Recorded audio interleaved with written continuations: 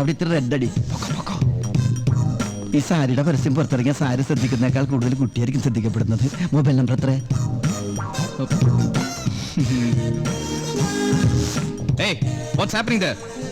ഒന്നുമില്ല സാർ, ഈ ആട്ടിലെ പിള്ളേരെന്തേ? ഞാനിവിടെ ഉണ്ട് സാർ.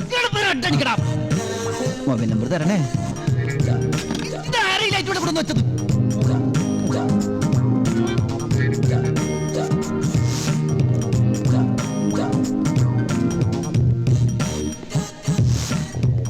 മോണിക്ക, ടേക്കിൽ സാരി കുറച്ചിങ്ങനെ അലസമായിട്ട് ഇട്ടിരുന്നാൽ മതി. Okay okay, lights. ആ ബിജു സർ, നമുക്കൊരു ടൈറ്റ് റേഞ്ച് പോവാം. Okay sir. ഓക്കെ,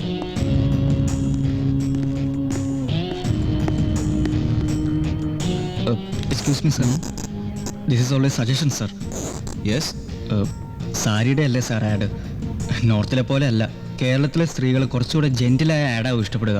മാത്രമല്ല സാരിയുടെ ഭംഗി ഹൈലൈറ്റ് ചെയ്യാനും ആഡ് സെക്സി ആവാത്തതാവും നല്ലത്. Your good name please? I am Srinath. Srinath. ഞാൻ ഈ ആഡ് ഷൂട്ട് ചെയ്യാനായി ഡൽഹിയിൽ നിന്ന് ഇറങ്ങിയപ്പോഴേ ഇതിനു മുമ്പ് ഈ കമ്പനിയുടെ ആഡ് ചെയ്തിട്ടുള്ള ചില ഫ്രണ്ട്സ് എന്നെ വിളിച്ച് പറഞ്ഞിരുന്നു, ഒരുപാട് സജഷൻസ് ഇടയ്ക്കിടെ എഴുന്നള്ളിക്കുന്ന ഒരു അസിസ്റ്റന്റ് ഡയറക്ടർ ഇവിടെ ഉണ്ടാവുന്നു. അത് താനല്ലേ? ബട്ട് ലുക്ക്, ഇന്ത്യയിലെ ഒന്നാംകിട കമ്പനികൾക്ക് വേണ്ടി മാത്രം ആഡ് ചെയ്തിട്ടുള്ള ആഡ് ഫിലിം മേക്കറാണ് ഞാൻ. ഒരു ആഡ് ഏത് മാർക്കറ്റിൽ എങ്ങനെ റെസ്പോണ്ട് ചെയ്യുമെന്ന് എനിക്ക് നന്നായിട്ട് അറിയാം. സാർ, ഞാൻ അങ്ങനെ ഉദ്ദേശിച്ചല്ല. താനൊന്നും പറയണ്ട മിസ്റ്റർ സൈമൺ. ഈ ആട്ടിലെ പിള്ളേരെന്തേ? ഞാൻ ഈ ആഡ് ഷൂട്ട് ചെയ്യണമെങ്കിൽ എന്നെ ഇറിറ്റേറ്റ് ചെയ്യുന്ന ആരും സെറ്റി പാടില്ല. സാർ, ഞാൻ അങ്ങനെയൊന്നും സൈമൺ, ഞാൻ പറയാനുള്ളത് പറഞ്ഞു.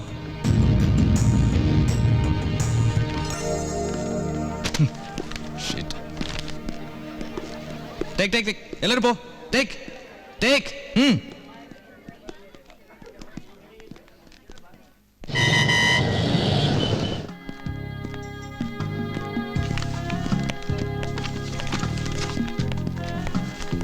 മാഡം, മോമെന്ന് പുറത്ത് നിൽക്കുന്നുണ്ട്. Okay, thank you.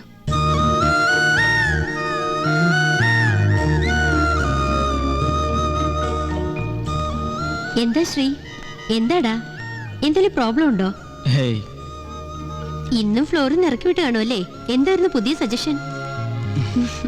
നിന്നോട് ഞാൻ പറഞ്ഞിട്ടില്ലേ, എന്നെങ്കിലും സ്വന്തമായിട്ട് ആഡ് ചെയ്യുമ്പോ മതി സ്വന്തം ഐഡിയാസ് ഒക്കെ എന്ന്? ഞാനപ്പോ അറിയാതെ പറഞ്ഞു പോയി അമ്മ. ഇങ്ങനെ പോയാൽ നിന്നെ കമ്പനിന്ന് പോലെ ഇറക്കി വിടും. പോട്ടെ, വിട്ടേക്ക്. അല്ല, എന്താ ഇപ്പൊ ഇങ്ങോട്ട് പോന്നേ? ടെൻഷൻ അടിച്ചപ്പോ ചുമ്മാ അമ്മയൊന്ന് കാണണമെന്ന് തോന്നി, അത്രേ ഉള്ളൂ. ഞാൻ പോവാ. ആ സോപ്പൊക്കെ നീ കൈ തന്നെ വെച്ചേക്ക്. നിനക്ക് കാശുവല്ലം വേണേ പറ. ഏയ്, നിക്കേ, നിന്റെ സാലറി ഒക്കെ കഴിഞ്ഞാണെന്ന് അമ്മയ്ക്കറിയാം. നീ ഇവിടെ നിക്കേ, ഞാൻ ഇപ്പൊ വരാം.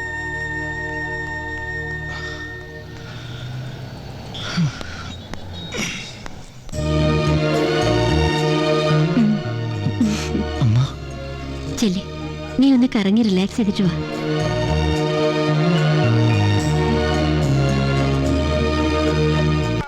മൊബൈൽ നമ്പർ അല്ല, ഈ നാപ്പിലെടുത്ത ഇവിടെ ഇരിപ്പുണ്ടായിരുന്ന വല്ല ഓൺലൈൻ ലോട്ടറി അടിച്ചിട്ട് വേണം സ്വന്തമായിട്ട് ഒരു ആഡ് കമ്പനിയൊക്കെ തുടങ്ങാൻ. പിന്നെ ആഡ് ഫിലിമൊക്കെ സ്വന്തമായിട്ട് ചെയ്യാമല്ലോ. അമ്മയെ ജോലിക്ക് വിടുകയും വേണ്ട. പണ്ട് ഏതോ ഒരു ശ്രീനിവാസ സിനിമയിൽ പറഞ്ഞ പോലെയാ. ഏതൊരു ശ്രീനിവാസനോ? ഏതോ സിനിമയിൽ ശ്രീനിവാസൻ പറഞ്ഞ പോലെ. എന്ത് പറഞ്ഞ്? എന്തൊരു മനോഹരമായ നടക്കാത്ത ബില്ല് വന്ന് എത്രയായി? 565 രൂപ 95 പൈസ. ഇത് ബാറ്റ കടയിൽ നിന്ന് നമ്മൾ ഷൂ മേടിച്ച പോലെ ഉണ്ട്. അതായത് 566 രൂപ. 66 രൂപ കൊടുത്താൽ 5 പൈസ തിരിച്ചു തരും. അത് കാലാകാലങ്ങളായിട്ട് ബാറ്റ കമ്പനിയുടെ ഒരു ഹോബിയാ. എന്ന് വെച്ച് പേടിക്കണോ, കാശ് കൃത്യമായിട്ട് തരാം. ഞങ്ങൾക്ക് ക്യാഷ് ടീമാ. അപ്പൊ ഇന്ന് APAP എന്ന് പറഞ്ഞ അപ്പന അങ്ങനെ തന്നെ. നിന്റെ ഷെയർ ഞാനിട്ടോളാം. വേണ്ട, എന്റെ കയ്യിലുണ്ട്. അത് അമ്മയോട് കടം വാങ്ങിയതല്ലേ? അവനെ നിർബന്ധിക്കണ്ട നന്ദിത, അവൻ വലിയ അഭിമാനിയാ. എനിക്ക് പിന്നെ അഭിമാനമോ അപമാനമോ ഇല്ലാത്തവനാണല്ലോ. അതുകൊണ്ട് ടിപ്പ് കൊടുക്കുന്ന ചില്ലറ വരെ എനിക്ക് അന്നേക്ക് ഞാൻ നോ എന്ന് പറഞ്ഞ പ്രശ്നമില്ല. കൂടെ മാത്താം. 10,000-2000 രൂപ ഞാൻ നിനക്ക് കടമുണ്ട്. പേടിക്കണ്ട, വാങ്ങുമ്പോ ഞാൻ പലിശ മുതലും കൂടെ വാങ്ങിക്കോളാം. ഇങ്ങനെ കിട്ടുന്ന പലിശക്കാശാണ് ഇടക്കിടക്ക് ഈ കാൽബറീസ് തട്ടണത്. പോത്ത നിന്റെ അച്ഛൻ. ഇനി എന്താ പ്രോഗ്രാം? എനിക്ക് സ്റ്റുഡിയോ പോണം, കുറച്ചു പേർക്ക് പെൻഡിങ്ങാ. അപ്പൊ നിന്നെ ഞാൻ ഡ്രോപ്പ്. അപ്പൊ നന്ദിതേ, നോ പ്രോഗ്രാം. വീട്ടിൽ പോകുന്നു, സുഖമായി കിടന്നുറങ്ങുന്നു. വീട്ടിലെ കൊറ്റക്കല്ലേ? അപ്പൊ ഞാനുണ്ട് കൂടെ. അപ്പൊ നീ എന്നെ ഡ്രോപ്പ് ചെയ്തോ? എടാ വൃത്തിയേട്ടവനെ, നമ്മൾ ഒരുമിച്ചല്ലേ ഇവിടെ വന്നത്? എന്നിട്ടൊരു പെണ്ണെ കൈ കിട്ടിപ്പോ എന്നെ വിട്ടു അല്ലേ? അതല്ലേലും അവന്റെ സ്ഥിരം പരിപാടിയാ. എന്നാലും എന്റെ ശ്രീ, മാത്തനെ എവിടെയെങ്കിലും തനിച്ച് ഉപേക്ഷിച്ചു പോകുന്നത് മോശമല്ലേ? മാത്തനല്ല, ആർക്കായാലും അത് ശരിക്കും ഫീൽ ചെയ്യും അല്ലേ മാത്ത? അപ്പൊ നിങ്ങൾ ഇവിടുത്തെ മാറ്റിപ്പോ. പോകടാ, നിനക്കൊക്കെ ഫ്രണ്ട്ഷിപ്പ് എന്താണെന്ന് അറിയാൻ പാടില്ലടാ. ഇവരെ കണ്ട് പഠിക്കടാ. അപ്പൊ ഇത് കൂട്ടുകാരാണല്ലേ? അല്ല ഫ്രണ്ട്സാ. നമ്മളാരാ മനസ്സിലായില്ല? ഫോട്ടോഗ്രാഫർ. ആണാ? എന്നാ കപ്പലിൽ നിന്നടക്ക പോയി ഫോട്ടോ എടുക്കടോ. എന്താണ് നന്ദു, ഇപ്പൊ പുറത്തിരുന്നാണോ പഠിത്തം? അത് ഞാൻ വെറുതെ. ഞാൻ പറയാൻ ശ്രീ കാര്യം. എന്താ? ദേ, ആ വീട്ടിൽ പുതിയ താമസക്കാരാ. കൂട്ടത്തിൽ 8ാം ക്ലാസ്സിൽ പഠിക്കുന്ന ഒരു കൊച്ചുണ്ട്. അവളെ കാണിക്കാനാ പുറത്തിരുന്നുള്ള ഈ അഭ്യാസം. ആണോടാ? അവളെയൊക്കെ ഞാൻ വിട്ടു ശ്രീയേട്ടാ. ഇപ്പൊ അവള് ചേച്ചിയാ നോട്ടം. കിട്ടും കേട്ടോ നിനക്ക്. വാ. ഡേയ്, ഇതൊക്കെ ചേട്ടന്മാരെ കൂടെ ഒന്ന് പഠിപ്പിക്കടേ. 8ാം ക്ലാസ്.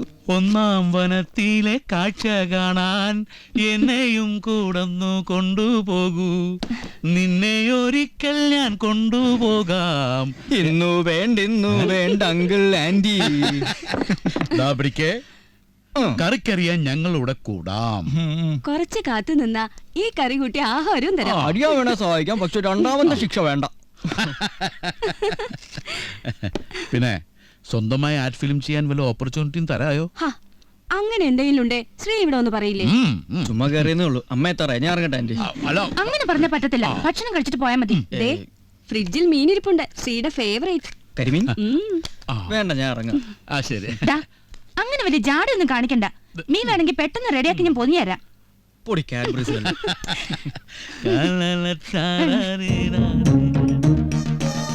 എന്താടാ ചേച്ചി കൊത്തിയില്ലേ? മുട്ടുവിൻ തുറക്കപ്പെടുമെന്നല്ലേ? മുട്ടിക്കൊണ്ടേ ഇരിക്കുവാ ശ്രീയേട്ടാ. മുട്ടിക്കോ. പക്ഷേ അവസാനം അവര് പൊട്ടിക്കാനിട വരുത്തരുത്. All the best. അപ്പൊ ദേ നിന്റെ bites. Thanks.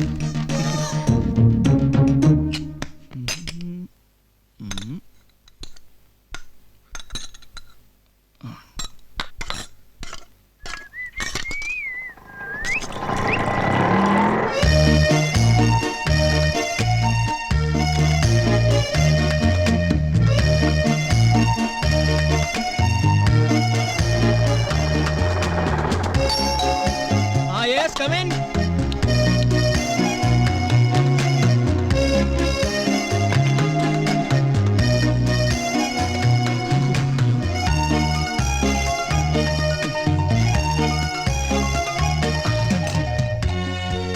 Dinner ready madam. എന്തിനാ ഇതൊക്കെ നീ ഉണ്ടാക്കാൻ പോയേ? വന്നിട്ട് ഞാൻ ചെയ്യുമായിരുന്നില്ലേ? അമ്മ ടയർഡായിട്ട് വരികയല്ലെന്ന് കരുതി. വാ കഴിക്കാം. ഞാനൊന്ന് മേലെ എഴുതി വരാം.